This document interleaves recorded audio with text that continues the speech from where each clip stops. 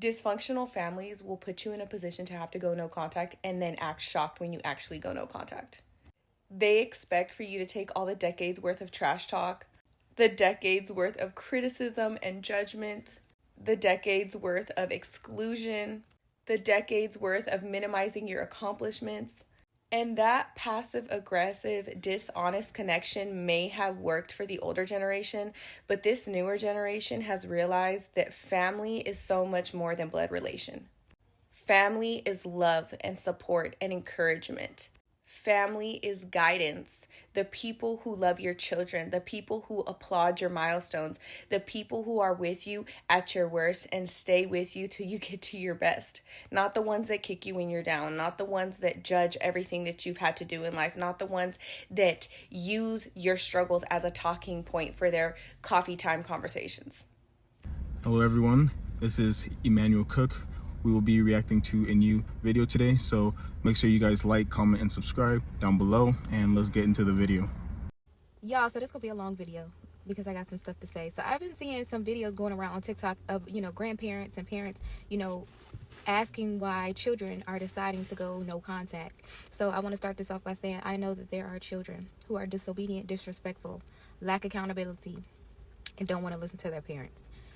But when you guys are asking about why children, and I can only speak for, let me say, daughters. I'm a millennial, so let me speak for daughters. Daughters, especially, are deciding to go no contact with their mothers or even their fathers because we are tired of being the punching bag. We are tired of having to protect ourselves from people that are supposed to protect and love us and cover us because we didn't ask to be here.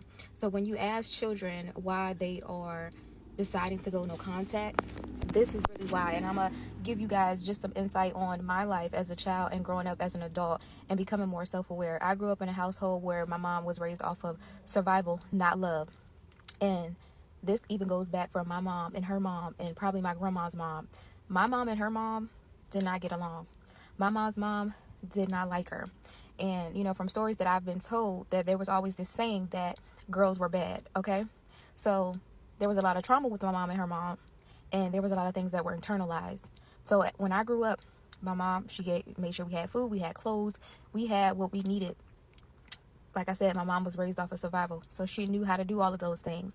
But when it came to the internalized hate that she had for herself because of the things that were talked to her when she was a child and how her and her mom didn't have a relationship, and not only her and her mom didn't have a relationship, her brothers and sisters didn't have really a relationship. Until this day, they don't have a relationship. Until this day, my mom and her mom do not really have a relationship. So as I got older, and at first I didn't realize everything as a child, but I got older, became self-aware, started to grow my relationship with God. I started to see the trauma that was placed on me, my brothers and sisters, based off of what my mom experienced. And when I became self-aware and I started to call those things out, then I was the child that was outcast. When I started to build my relationship with God, my mom literally called me a demon. Not because I was a demon, but because of me finding my identity, it threatened her insecurities. My mom told me I would never get married. So when I did, that was something that made her upset. My mom has been divorced multiple times. I recently moved to a different state, and my mom did not call me for a whole month. I have her grandchild. She didn't call me for a whole month.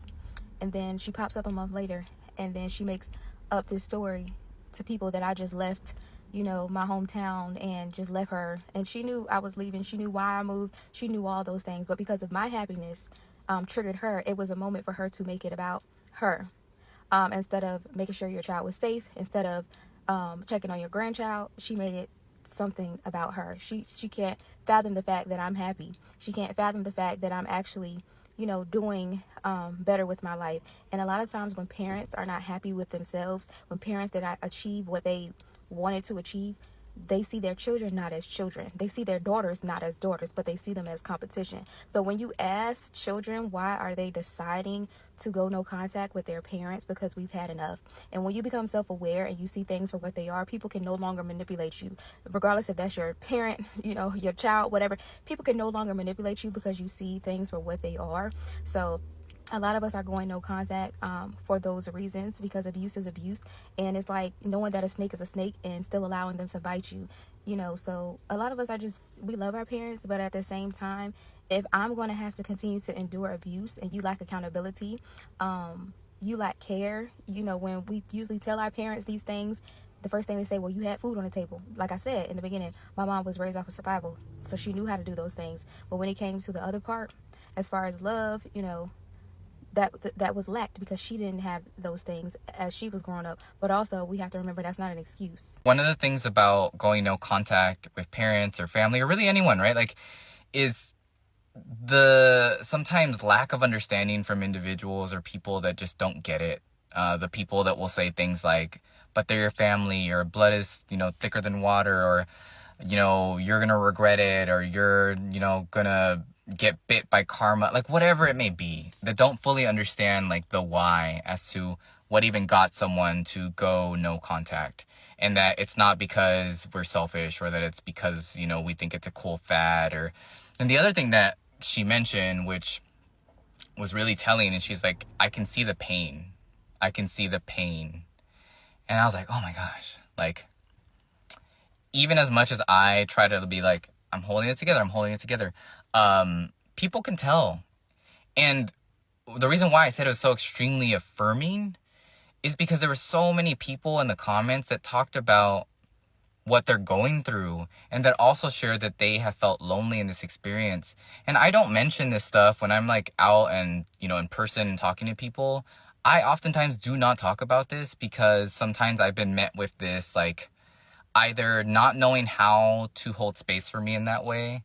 There have been some people that have been wonderful, so I'm not saying that all people have not been able to hold space. But there are some people, including myself in the past, that couldn't fathom not having a relationship with your family or with your parents. And so a lot of people just don't understand. So it's actually been a very lonely experience where it's hard. It's hard to tell people. And when I have told certain people, it's kind of like their eyes start to glaze over, or they just don't know how to fully hold space for it. And I get it, right? Like, that's not the expectation that I have of everyone, but it just felt so extremely affirming to know that there are other people that understand it, and that understand things like estrangement, or when you take a break from a relationship, or you have to walk away from a relationship. And it just means a lot. And I'm processing myself. And so I just want to say, you're not alone if you're going through this. And if you want more of this type of content, I think I'm getting more comfortable in sharing more of this. So follow for more, but also just know you're not alone. That's really the big message I want to give. I don't know how I got on the side of TikTok where parents in their like 60s, 50s, 60s and up are so upset and frustrated with their adult kids who decide not to be in their lives anymore. It was like 3 videos. Like, the first video is like, therapy is being weaponized to trash talk and mislabel mothers. Another one was of this woman crying like she did everything for her child, and her child decided to not talk to them for no apparent reason. She didn't do anything to that child ever, but that child decided to just go no contact. She's done everything for him. And then another one was like, yes, I may not always say things the nicest, but I'm your parent, and you need to, keep me in your life like I'm your mom. Let me hold your hand and say, you are not entitled to be a part of someone's life. Once that person becomes an adult, they get to choose if they want you in their lives anymore. What it sounds to me is that you have a lack of boundaries, and you don't know how to accept someone's hard stop no. People get to decide if they want you in your life, and you have to be okay with no. So, hold your hand. Why say this? You're going to have to get over it. Okay? It's okay. Life will go on. It will. Get over it. They don't want to talk to you. Stop calling them. Stop sending TikTok messages hoping that it would be on their FYP page. They said Johnny still does not want to talk to you. Okay? All right. Good talk. Bye. After my husband texted my mom yesterday telling her, like, no, you're not going to be meeting up with our kids. No, I don't think you should contact Seneca, me, anymore. And she responded today basically just shunning us, and then just saying, like, Seneca's my daughter, I'm going to reach out to her. Like, we've been no contact, like, for basically 3 years. In the middle of that, I talked to her for a moment due to family event going on, but no contact. And I just didn't realize, like, how much that was going to ruin my mood seeing that today. Like, I just felt really down today, and it kind of just takes you back because I was just controlled so much, like in high school and then like my senior year. Well, really my junior year, because thankfully I was able to move out of her house. But it's something about like the control that just triggers me, and it just takes me right back to the days when I just could not get away from it, and I wasn't like grown like I am now. And even though nobody can control me now, I feel like I just fall back into this like bubble or like this hole of feeling like she's always gonna control me in some way.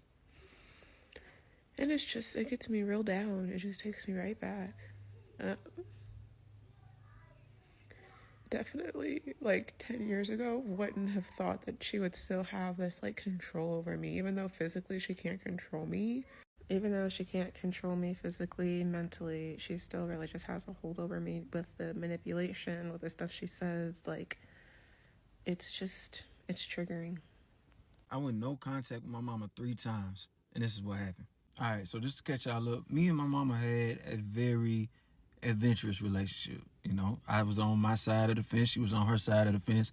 We really couldn't find middle ground until like a few months before she died. So the idea of no contact was actually introduced to me by my therapist, because most of my therapy sessions were about navigating the relationship with my mama. And my therapist, who could relate to what I was going through, was like, hey, bro, you know, you don't have to talk to your mama. So now I'm looking at her like, what you mean I don't have to talk to my mama? She's my mama. You know, my way of thinking is aligned with most people in the world. You respect your mama, and that's that. But when she said that to me, it was like such an awakening, because her whole rationale was just like, hey, if the relationship isn't serving you, then why is your mama there? Like, why do you keep trying to have a relationship with somebody who doesn't seem to want to have a relationship with you? And let me be very clear about what she meant by not wanting to have a relationship with me. My mama didn't want to have a relationship with the person that I had become. I was still her son in her eyes, and that's a whole nother problem within itself, because she wasn't able to accept who I was. So she wasn't able to accept the pain that I was presenting to her and the pain that I was blaming on her. So yeah, I didn't go no contact just because I was angry. It was more so I needed separation and I needed clarity, because the whole time I'm going back and forth with her, the main thing on my end is I'm not able to accept the relationship for what it is. I have this ideal, vision of what a mother-son relationship looks like between she and I, and I'm not getting it and I'm not understanding it. So I need understanding, but I'm too close to what's going on to understand anything. You feel me? My emotions were just all over the place at the time, and so were my mama's. But going no contact for that first month was amazing, because the anger started to leave a little bit, and I'm able to like empathize with her more and be like, oh damn, yeah. Well, she did tell me she went through this, and the third, and I'm in a position now, in part because I'm going to therapy, to think like, okay, well, there's a ripple effect to everything. She's not this way because she woke up to be that way. She's this way because of shit that she went through and shit she didn't deal with. But after that month, I stepped right back into that fire. And I'm going to therapy, talking to my therapist about the same shit. So my therapist looked at me and said, Chico, like, you either on or you off. Like, what side of the fence are you on? You need to pick a side. Either she gonna be in your life or she not. Because this back and forth shit you doing ain't good for neither one of you. And I'm so mad again. I'm like, fuck it. Okay, cool. Like, I'm off. So we did a month again. And no contact was like ignoring phone calls. Only time I would hear anything about her is if my sisters was telling me stuff. And, mainly it was like, I wish your brother was back in my life, yada, yada, yada. And I was like, I don't want to hear it. But eventually I softened up again. I got a little more clarity, and I stepped right back into the fire. But this time, I'm kind of happy I did. Because this time we saw some progress in our relationship. I had less anger. I had even more empathy. I had even more understanding, because I had taken a step back to see things objectively. And now the third time I went no contact. At this point, we've been no contact for almost 4 years, because July 8th, 2021, my mama died. And I'll probably make another TikTok about this at some other time, but her death was the best thing that could ever happen to our relationship. Because at this point, there's literally nothing that she can do that can like get me back in a loop of, anger and shit like that. So at this point, like, I've been able to be, proud of my mama, because even though she wasn't able to pour into me, at her funeral, there were so many people from so many different walks of life that spoke so highly of her. So even though I didn't get to benefit from it as much as I would have liked, I know that she was able to pour into so many other people, and I'm grateful for that. I'm grateful for all the arguments that we had. I'm grateful for me like standing where I stood at the time and letting her know. I have absolutely no regrets. going no contact those 2 times. It prepared me for her death, I believe, because like her death was like the ultimate zoom out for me. Now I see everything for what it is, based off all the information I have about her. And it's just a good place to be. There's no sadness. I don't feel like I lost anything with her physically dying. I feel like I gained everything I ever wanted.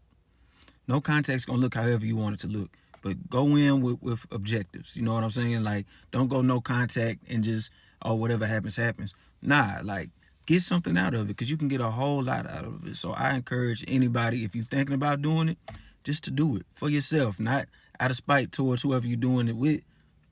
Do it for you. A quick reminder, please remember to like, comment, and subscribe down below, and let's continue the video. I just want to tell all my people that come from toxic families going no contact, and here we've created a family on this page. If you want to join. We'd love to have you, sisters, cousins, brothers. Listen, when you cut ties with your toxic family, let me tell you the gag. Let me tell you the tea. They no longer have anybody to blame. Yeah.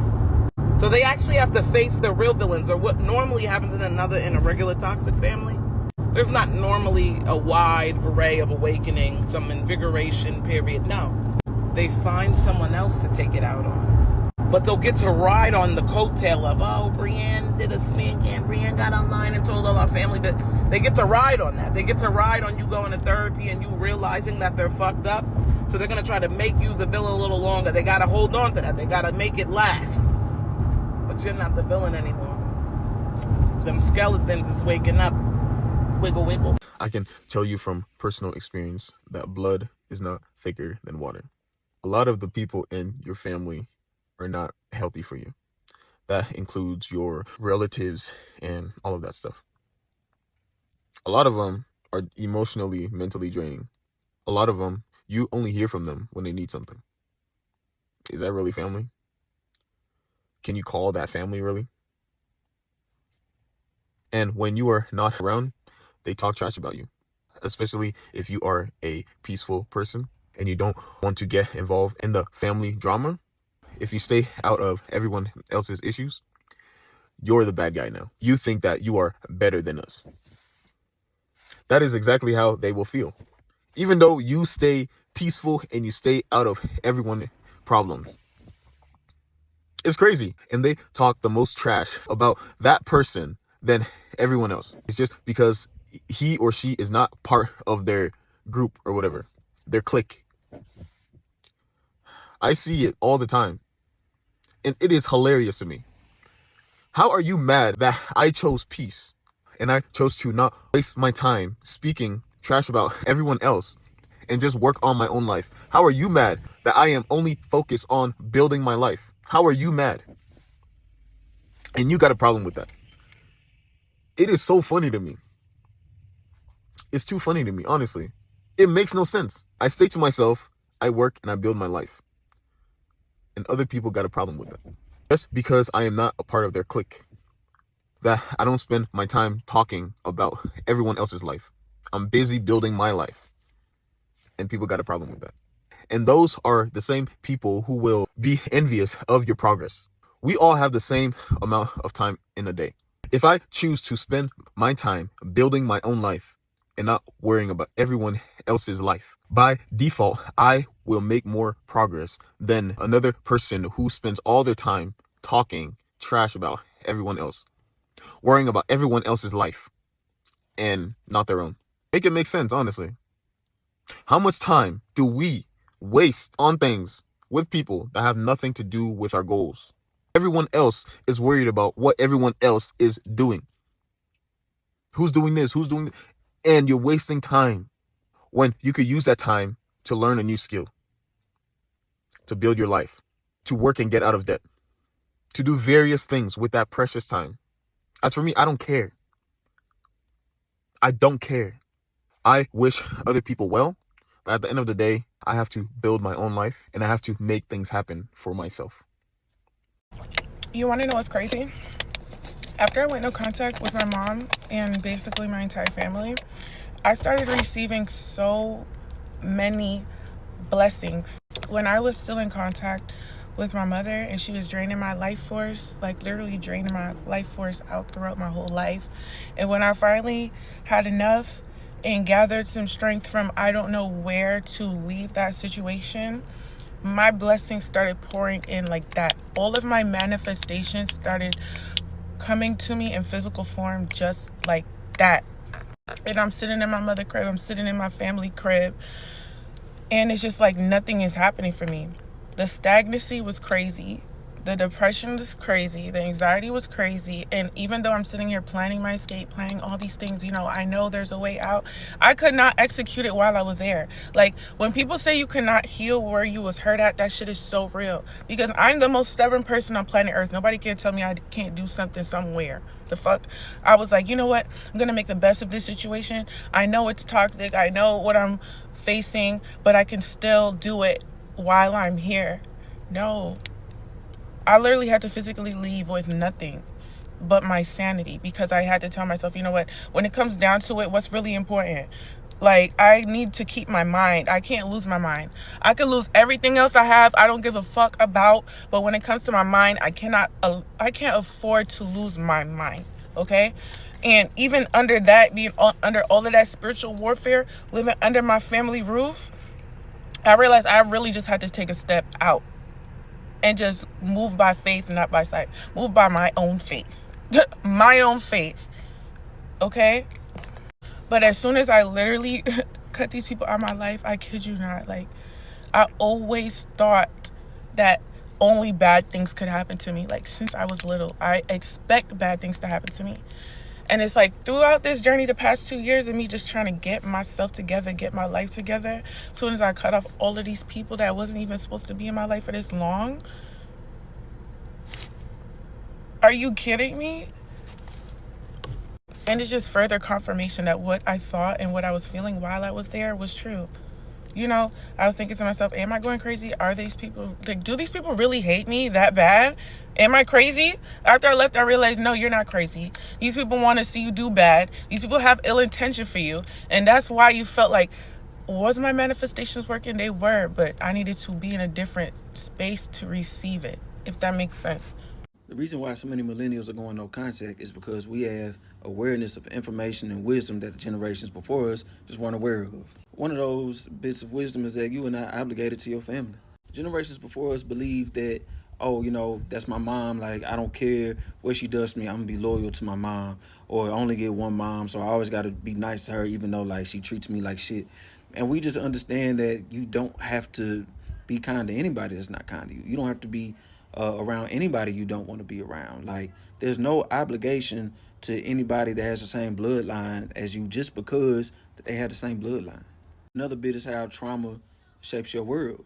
And if you continue to be around people or put yourself in situations that are re-traumatizing you, you're forever stuck in a past loop, and how that can like manifest into illness in your body.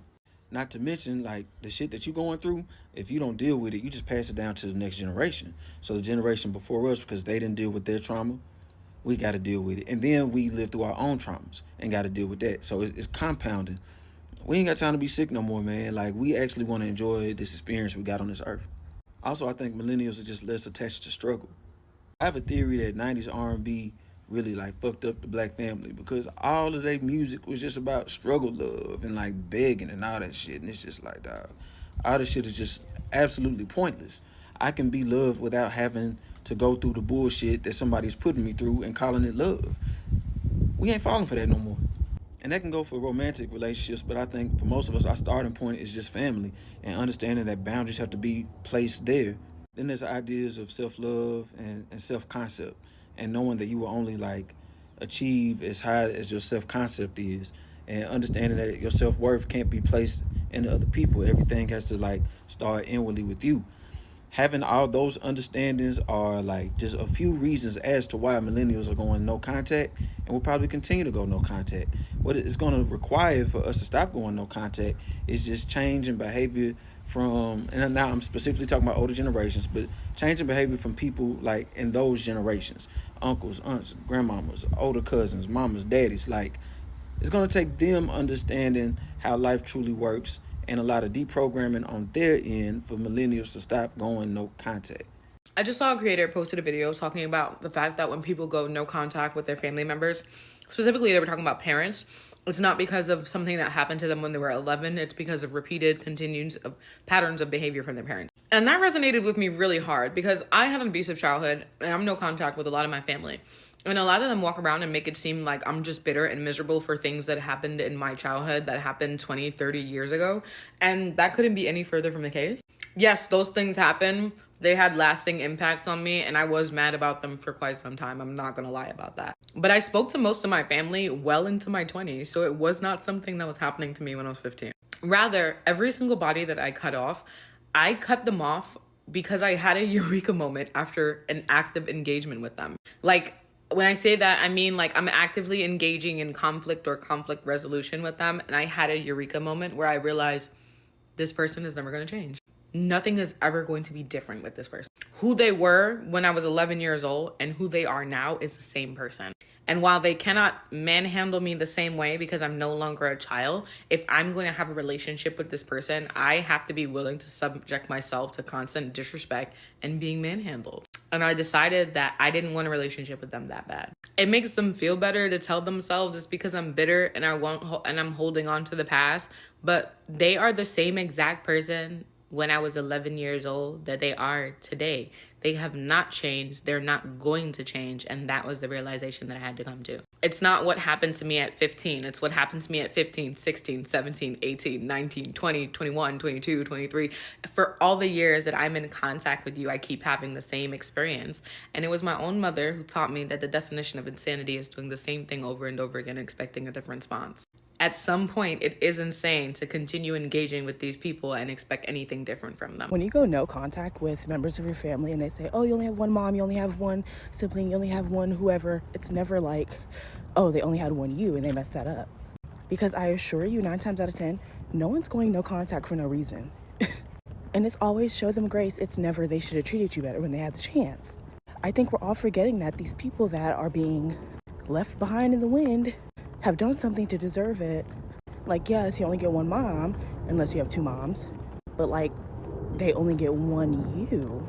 And more than likely, you've given them, or like they've given their family members chance after chance to change, to like show that they've changed. And like, they just haven't done the work to deserve having a relationship. And no, it's not like, oh, we don't understand, like, you don't understand our dynamic. No, like we do, and you are the villain, actually. Like, people need to start realizing that it is a privilege to F with you. Like, I don't care if we are connected by blood. If you're treating me poorly, I'm not gonna let you keep treating me poorly. And coming from someone who is a no contact pretty much with like a few people, it was not a light decision. I did not make that decision lightly. And if one of your family members has gone no contact and you have been included, I'm not even gonna say it, but you know. I turned 18 and ran a fucking marathon with the word free will. Okay? And this was all part of a grand master plan. I did not know the entirety of the plan in the process of doing this, but just know I've always been the main character in my story. Okay? When people are like, oh, you're the main character of your own story and, you know, the world does revolve around you, blah, blah, blah. I didn't know it yet, but I damn sure was the main character, okay? I graduated out of high school at 15 years old. And when I was, I think, in kindergarten, I lived in Detroit for a little while. Their curriculum was different than my hometown curriculum. So when I moved back to my hometown, they just kind of were like, okay, you know, you're a year ahead. So I was supposed to be in 9th grade. I was in 10th grade. So I graduated out of my sophomore year and I immediately went into college. And that was off and on for a long time. And even still recently is off and on. But that's because I'm indecisive and have ADHD. But anyway, moving on. So my dad always told me, when you turn 18, you can do whatever you want to do. And there will be nobody there to stop you. Baby, there is no one stopping me. Let me tell you what I did. Now, when I was 15 and 16, I was looking up how to get emancipated, how to do this, how to do that, blah, blah, blah. And I did move out of state when I was 16 for maybe like 2 years. And then I went into the military and I got out and I moved back to my hometown and whatever, everything else. None of that was really part of the plan. I don't know. My parents called it running away. But I mean, I was in college. I was working. I had my own apartment. Like, nobody was stopping me. I mean, I didn't really run away. I was in contact with them. Like, they knew where I was at. Anyway, dramatic. So when I turned 18, I really kind of like upped it up a notch. Like, I changed my entire legal name. I changed my first, middle, and last name to something completely different than my given name. hide and seek, catch me if you can. I did. I changed my first, middle, and last name. I also changed my phone number, and I didn't give it to anybody. And you might think you have it, but you might not. I moved out of state. I packed all my shit and moved out of state and did not tell anybody that I was leaving or where I was going to. And I understand, like, I'm on social media, and my family did follow me on social media before. My usernames have changed now, and it's not like I'm hiding from them. Like, they want to see my life, that's fine. I only post what I don't mind the public seeing. So, I mean, good luck. Like, okay, yeah, I'm in Florida, whatever. Everybody knows I'm in Florida. Where? Because I didn't even know about this city until I moved to this city. I told myself I was disappearing, and that's what the fuck I did. That is exactly what I did. I changed my name. I changed my phone number. I changed my state of residence. And I dipped the fuck off. I talked to my dad, and that's it. That's the only person I talk to. And he knows my name. He knows where I live. He obviously has my phone number. Whatever else. He's the only person I talk to. And me and my dad have an understanding. My dad does not give updates to anyone. Don't answer anybody that asks any questions about me. And he has respected that. I want to be completely disassociated from whatever the fuck y'all call a family. I don't want any parts. Mind you, I love my dad to death. We have a great relationship now, and we talked out a lot of things, and I figured out that my mother was the freaking culprit. And I don't care if they're my family or not. That does not give you an excuse to be a shitty person. So I left. Like I really said, catch me if you can. As someone who is in the process of getting a divorce, if there was any advice that I could give to someone who is getting married, this is what it would be. One of the main things, like number one on the list, you always need to remember that your in-laws are not your family. Your in-laws are not your family. Everything is going to be sweet in the beginning. Y'all can be tight, whatever the case is. But the moment shit hits the fan in your marriage, they are not going to cover you. They are not going to have your back. Their main priority is going to be the person that you've married. Like whether it's their, brother, son, whatever. Like, and if you're the wife, right? If you take it as like, oh no, this is my family, you're gonna be so disappointed. I'm telling you. And y'all can just be saying like, oh, I'm just saying this because I'm getting a divorce. Maybe I'm bitter. I promise you, it's not even coming from that mindset. It's just coming from experience. The moment shit hits the fan in that marriage, you're gonna really see who's there for you and who's not. Niggas will deadass leave you dry. It's not even a joke. Niggas will deadass leave you with nothing. Nothing. So it's always best to just put that at the forefront of your brain. Like, hey, I love these people. I care for these people. But they are still not your family.